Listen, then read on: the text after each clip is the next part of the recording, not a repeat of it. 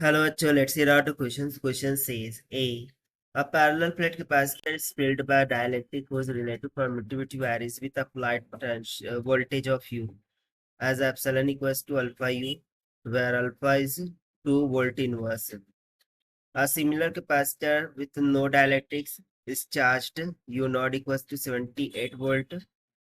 It is then connected to uncharged capacitor with the dielectric. Find the final voltage on the capacitors. So यहाँ पर हमें according to first part बोला जा रहा है कि हमारे पास दो कैपेसिटर्स है, एक में डाइलेक्ट्रिक को फिल किया गया है and the second one is free from the dielectric. So इसके लिए पोटेंशियल यू है जहाँ पर epsilon alpha times of U के बराबर है और इसको पोटेंशियल यू नॉट से चार्ज किया गया है जो कि 78 के इक्वल है एंड देन इन दोनों को कनेक्ट कर दिया जाता है। सो हमें बताना है कि final voltage on the capacitors क्या होगा। उस तरीके से बी पार्ट में a capacitor has the same dielectric between the plates. The capacitor is connected to DC source. The battery is not disconnected and then the dielectric is removed.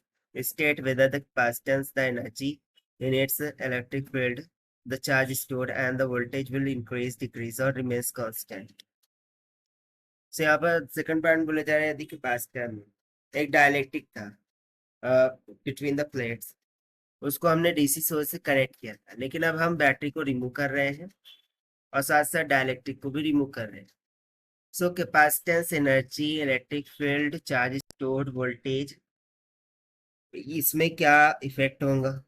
तो चलिए start करते हैं हम सोल्यूशन से, but before of its let's talk about the key concept which we are going to use here for this question. So यहाँ पर हम simply charge across capacitor इस कॉन्सेप्ट का यूज करेंगे and it is given by q is equals to c equivalent times of the potential that is v, but चूंकि यहाँ पर u लिया है सो हम भी u ले लेंगे। सो इस कॉन्सेप्ट का यूज करते हुए स्टार्ट करते हैं with A part of the question. तो जैसा कि यहाँ पर मैं हमने डायग्राम ड्रॉ किया है कि दो कैपेसिटर है, इसके लिए u, इसके लिए u नॉट पोटेंशियल डिराइव किया गया और जो रिलेटिव परमिटिविटी एप्सिलॉन वो किसके इक्वल है, अल्फा टाइम्स ऑफ यू की इक्वल, जहां पर अल्फा का मान 2 वोल्ट का इनवर्स है और यू नॉट हमें गिवन है 78 वोल्ट के equal. So since we know that the charge q is equals to c equivalent times of the potential, so let the final voltage is u. So if c is the capacitance of the capacitor without dielectric, then the charge on the capacitor will be, so for without dielectric जो charge है वो Q1 is equals to C times of U होगा and the capacitance dielectric has with dielectric के लिए हम मान लेते हैं कि कैपेसिटेंस जो है C dash is equals to epsilon times of C होंगी, तो उसके लिए चार्ज हो जाएगा Q2 is equals to epsilon times of C times of U। अब यहाँ पर एप्सिलॉन का फॉर्मूला सब्स्टिट्यूट कर देंगे। So Q2 will become out equals to alpha times of U into U का square times of C, यानी कि 2U square C की। अब उस तरीके से यहाँ पर हमें जो दूसरा वाला कैपेसिटेंस दे रहा था जिसके लिए पोटेंशियल U नॉट अप्लाई किया था, सो उसके लिए चार्ज होगा Q not is equals to C times of U not. So from the conservation of charge law, this Q नॉट must be equals to Q1 plus Q2, क्योंकि जैसे ही हम इन दोनों को एक दूसरे के साथ पैरेलल में जोड़ेंगे सो इनमें से फ्लो होने वाला चार्ज कैसा हो जाएगा, सेम। यानी कि Q not must be equals to the Q1 plus Q2।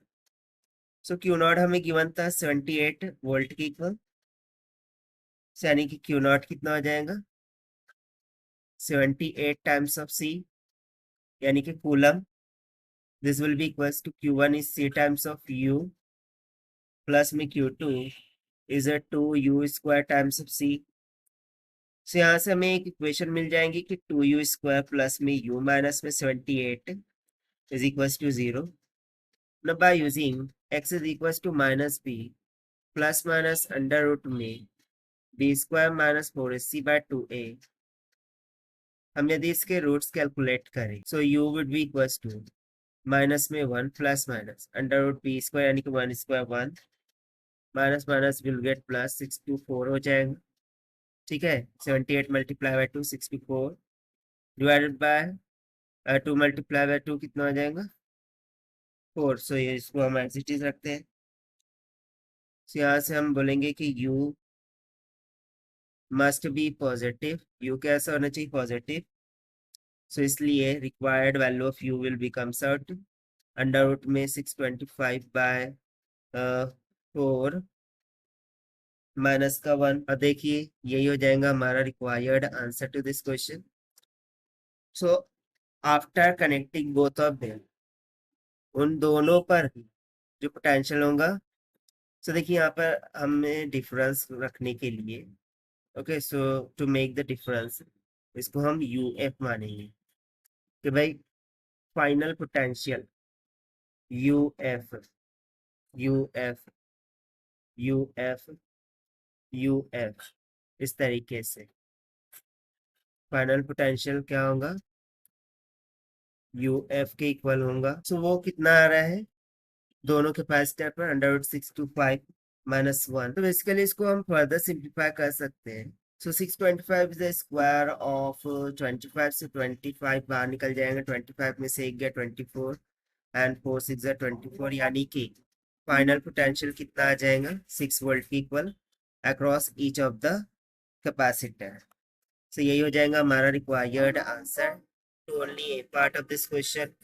Now we have to look the answer for B part also.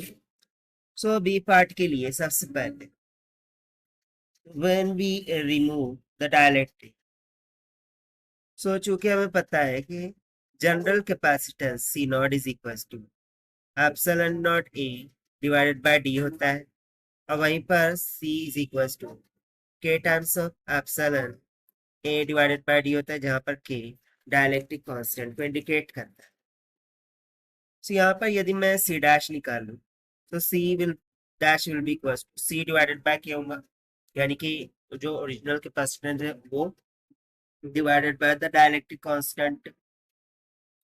सो जैसे कि यहाँ पर हमने बी पार्ट में बोला है कि इनिशियली हमने कैपेसिटर में डायलेक्ट्रिक को इंसर्ट किया है, उसको फिर डीसी वोल्टेज सोर्स के अक्रॉस में कनेक्ट किया और चार्ज किया, और फिर बैटरी को डिस्कनेक्ट करने के बाद डायलेक्ट्रिक को हमने निकाल लिया है। सो जो न्यू कैपेसिटेंस होंगी सी डैश वो सी नॉट बाय के होंगी। अब चूंकि यहाँ पर के डिनोमिनेटर में है, सो इस वजह से हम सिंपली बोल सकते हैं कि capacitance C will be decreases. ठीक है, सो आफ्टर रिमूवल कैपेसिटेंस क्या करेंगे डिक्रीज करेंगे। उसी तरीके से एनर्जी ऑफ द कैपेसिटर, उसका फॉर्मूला होता है U is equal to Q square divided by twice of C। तो चूंकि एनर्जी का इनवर्सली प्रोपोर्शनल में है कैपेसिटेंस, और यहाँ पर कैपेसिटेंस क्या हो रही है decrease, so energy is going to be increase. So energy क्या करेंगी इंक्रीज करेंगी after removal of the battery and the dielectric. So ये हो गया एनर्जी के बारे में। अब उस तरीके से पोटेंशियल की, सो हमें पता है charge is equal to potential times of C होता है, यानी कि V is inversely proportional to C। So C decrease हो रहा है, therefore the potential is going to be increase। Potential क्या करेगा इंक्रीज करेंगे। सो ये हो गया पोटेंशियल के बारे में। अब we remember that the formula of potential for electric field, this can be given by E times of t।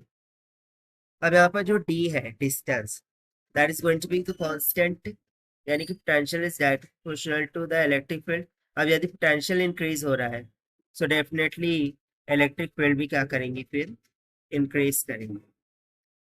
सो इस तरीके से इलेक्ट्रिक फील्ड का भी हमें पता चल गया कि that is also going to be increase here. So देखिए हमसे बोला गया था कि state whether capacitance energy stored electric field charge stored voltage increase decrease constant. So यहाँ पर देखिए हमने सब दिखा दिया, सिर्फ चार्ज रह गया। सो बेसिकली चार्ज के लिए लिख दीजिए constant, charge will never change. Okay, charge change नहीं होगा, that is going to be constant. So ये सभी के सभी आंसर्स हो जाएंगे हमारे बी पार्ट्स के लिए। So this is the complete solution.